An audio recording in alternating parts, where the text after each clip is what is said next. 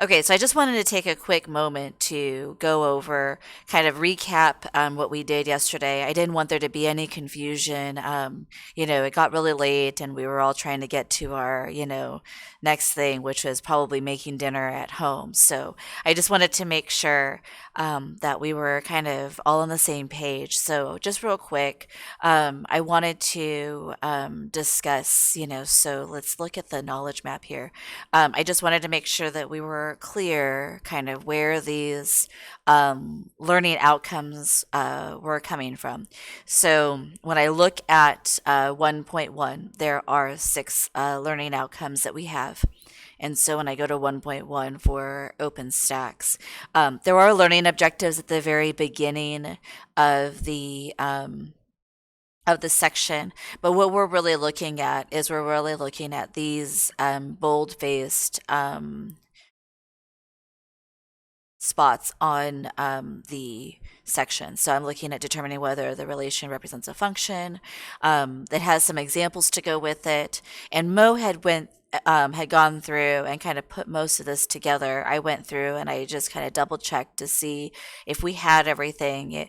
But essentially, part of the reason why we did the bold-faced topics was that they had an example that it was associated with it. And so when you have a topic and you have an idea what the example would look like for that particular topic, it would be easy for the question writing team to kind of know what we were going for when we created the knowledge map. So a lot of it was, how are we going to make sure that the knowledge map team and the question writing team can communicate properly, so then that way there's no misunderstanding. And so I go to the next one, not this bold one, that's too small a font. So then I go and I look for the next large one, which is finding input and output values of a function. Now, we talked a little bit about this yesterday, and that is, these topics, can be still very broad. And so what we can do, if we decide that we need to, is we can always break them down further. And so when I look at this, and this was what I did for our chapter 1 for OpenStax. But when you look at this, the reds, everything that was in red on this original one that I created is what we're actually working with right now. But they could actually be broken down by key concepts. So it can actually be broken down further from what we actually have. And then we could even go as far to say we want to talk about the key terms in that particular learning objective. And so these that are in green here can, break down even more what we have listed in our collaborative document. So if you see that, that you think that there's a need for us to break this down further, we can break it down to, its, smallest part. So the other thing that we did talk about was right now we're kind of going forward mapping. So we talked about the one parent can have multiple children, but we were trying to have only one parent. And so that goes to the orange. So when you look at the two-parent situation, you're looking at this 1.1.1, which is determining whether the relation represents a function, and your 1.1.4, which is using the vertical line test. And so you'll think that, oh my gosh, can something have two parents? And we don't really consider, them to be two different topics.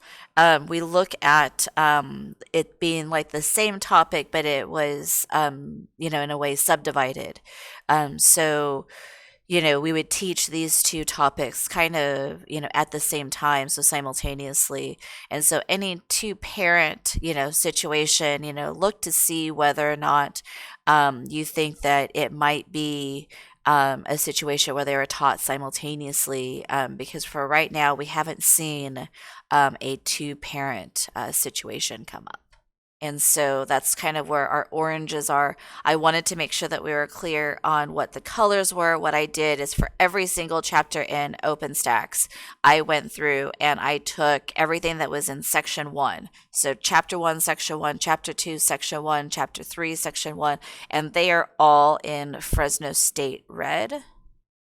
So if you were to look, all the very first ones at the top are all red. When we start to intermix chapters, so we start putting, chapter 1 with chapter 5 or chapter 2 with chapter 3, and we start like intermixing those objectives, I am going to change the colors of the boxes so that each chapter has its own unique color as well. And it's just so then that way, if, we look at long term, so we want to be able to modify this once we're done with it. And the easiest way to modify to go find something is if you have, this interwebbed situation that you knew I'm looking for a particular color inside that's filled in, and I'm looking for a border that's a particular color. And so I was just trying to do that just to try to keep things organized. In our collaborative document, you'll see all of the chapters that so far have been identified as part of the project and where we're going to look at as far as question writing is concerned. I put a screenshot of this document, not that document. I apologize. Of this document. So I took a screenshot essentially of all of these learning objective in the Google Sheets. So my thing is that like I have two screens, or I can split my screen, and so I would have probably this open and then have my Lucid chart open, because then that way I'm not zooming in and zooming out and squinting to figure out what's in each learning outcome. When we originally did this for chapter 1, we really did immerse ourselves within the chapter. We looked to see what the examples looked like, to see kind of how they were related or connected together, and how could something be connected to the other. And obviously this is a working document, and you'll start we started with one particular, knowledge map, and then we were like, I don't know why this connection went with this one, and so we made some adjustments from there. And so a lot of it is, to try to work individually to see how those connections you think would be, and then for us to come together and take a look and see, and kind of actually go through them as well and see if there's any other connections that we could see that would go through. But your initial, doing it by yourself doesn't have to be perfect. It doesn't have to be, the final document. Really, it is, just kind of what you would think if you were teaching this chapter in your class, how you might want to organize things. Because I know I'm not a cover to cover book person, and so I like to take something maybe from 1.4 and mesh it with something that's in 9.1. And so I have a tendency of trying to make sure that I build a story or create a story that shows the connections between topics. And so you may find that you might just see one objective that's by itself that has like nowhere to go, because it's put into this chapter because it happens to be related to functions, but maybe it has nothing to do with anything else. We kind of ran across that when we talked about like absolute value, is it seemed like absolute value was almost standalone. And then we were like, is there a way to connect this to something else? Could there be a connection? We did talk about, what happens when a student doesn't master something and they get something wrong and we want them to go backwards.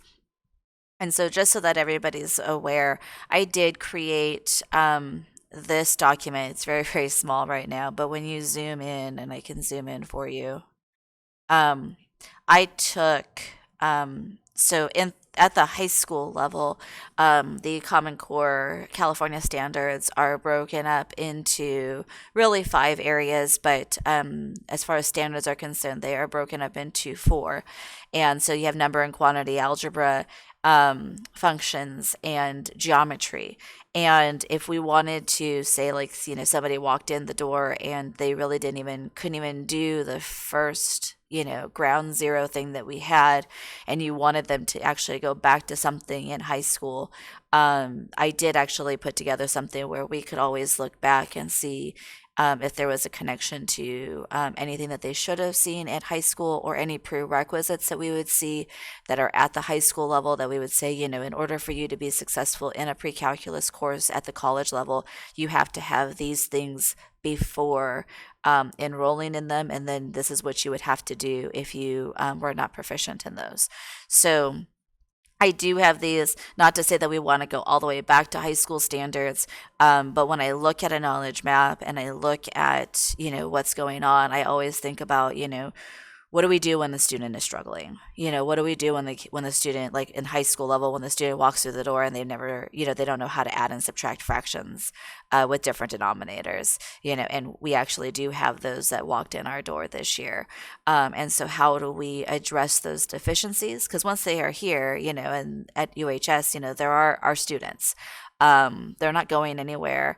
And we are, committed to getting them caught up with any deficiencies that they've had from either elementary school or from middle school. So we actually look all the way back at third grade standards at our school, even though what we really realistically need are for students to be at the 9th, 10th grade level in math. So, but we do go back and we remediate all the way back, all the way to the 3rd grade. So, but not to say that we're going to do this with this project or with the knowledge map, but when I think about putting something together and a document like this together, I like to go back as far as, I think if we were crazy that we would go back, which I think would be at the high school level. Nobody wants to go back any further than that. So I just was hoping that, I could, if anything was a little unclear from yesterday, that I could clear that up.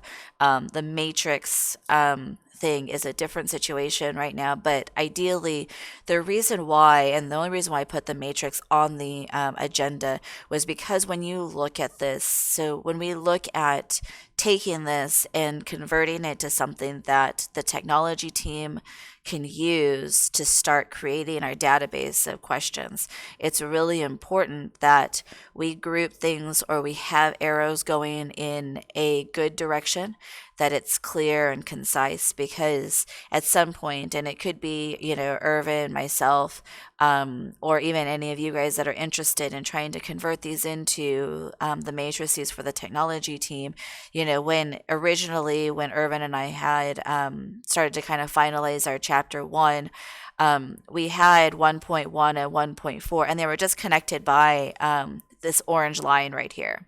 And we had all 3 of these little arrows coming from the middle of that line. Well, from a technology standpoint, when you are to look at how this exports out, and how the connections look from a technology side and then a spreadsheet side or a matrices side, it didn't come out, it didn't export out correctly.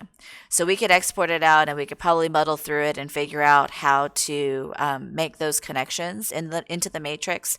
But if I take this and I export it out into a Google Sheet, which is a CSV file, and then I import it back into Lucidchart, things were broken. So it wasn't a direct import, and so that's why I went through and I put orange boxes. So I put containers. These are containers, and they are within this. I think you have to add them. You could add shapes down here, and then I added containers. So then that way, what I can do is put 2 things that I would possibly considered to be two parents into one container. So then that way, when I export it out for a technology team to look at and I import it back into Lucid Chart, it actually still creates this flow chart. It actually creates this flow chart in a top to bottom format in a really, really nice way. So it's very intriguing, but that's why I wanted to originally I wanted to show you guys the matrix is because eventually all these ones and zeros have to go in. And so we just want to make sure that while we're creating this map graphically, because it's easier that way, then that we just want to make sure that we're clear. So then that way, when we have to transfer this back into a Google Sheet, it is very, very clear for our technology team. So when I look at, the chapter, I will always, it was real easy with our chapter 1, because it was like that was technically what we were considering to be our ground zero. But as you guys choose a topic, or a chapter, I'm looking at polynomial and rational functions, there you'll start to think about connections that, could have happened before that chapter. And so I think the easiest thing to do is we could, in the, Lucid Chart, you could always add a text box. And so just, as you start to think about this, and you're like, oh, well, this 1.1 or 1.1.4 could have really done something way, back in a previous chapter, make a note on the Lucid Chart because eventually we are going to want to interconnect these together. And I wouldn't want to try to have to reinvent the wheel or for us to say, because I would do this. I'd be like, oh man, I remember that I really wanted this thing to connect to something and I can't remember why. Or where it was supposed to go. So feel free to add a text box, jot some notes down within the Lucid Chart. So then that way, when we go and try to really connect all this together, that we have a good way of doing it.